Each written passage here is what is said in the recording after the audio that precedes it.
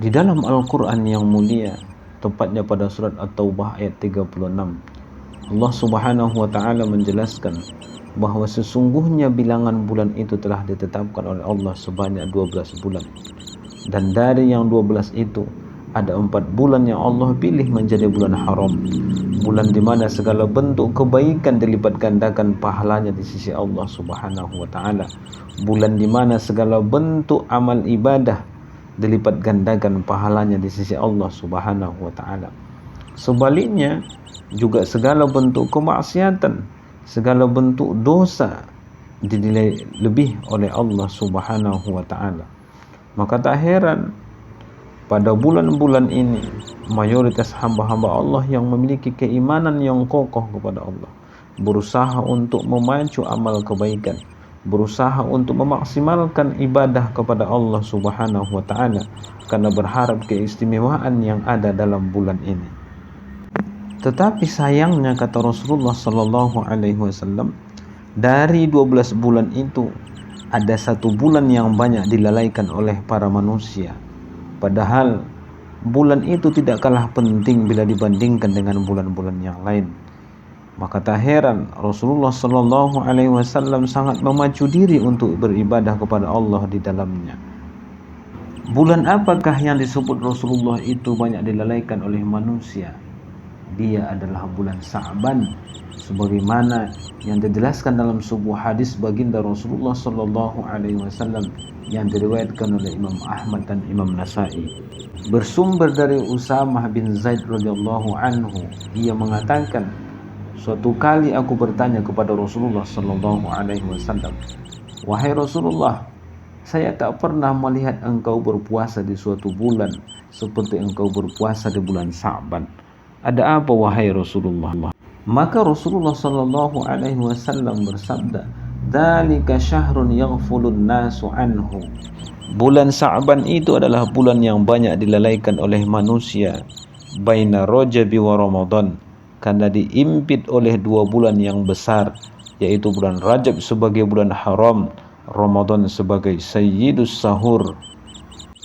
Padahal kata Rasulullah, wa huwa syarrun turfa'u fihi al-a'malu ila rabbil alamin. Padahal bulan Sa'ban itu adalah bulan di mana diangkatnya catatan amal ibadah kepada Allah Subhanahu wa Ta'ala, Rabb semesta alam. Fa uhibbu an yurfa'a amali wa ana sha'im. Maka aku ingin saat catatan amalku diangkat kepada Allah Subhanahu wa Ta'ala, aku dalam kondisi berpuasa, kata Rasulullah. Itulah hebatnya baginda Rasulullah sallallahu alaihi wasallam. Kita lihat betapa dahsyatnya ketaatan beliau kepada Allah Subhanahu wa Ta'ala, betapa mulianya akhlak beliau kepada Allah Subhanahu wa Ta'ala, betapa takutnya beliau terhadap murkanya Allah Subhanahu wa Ta'ala. Padahal beliau adalah seorang yang maksum.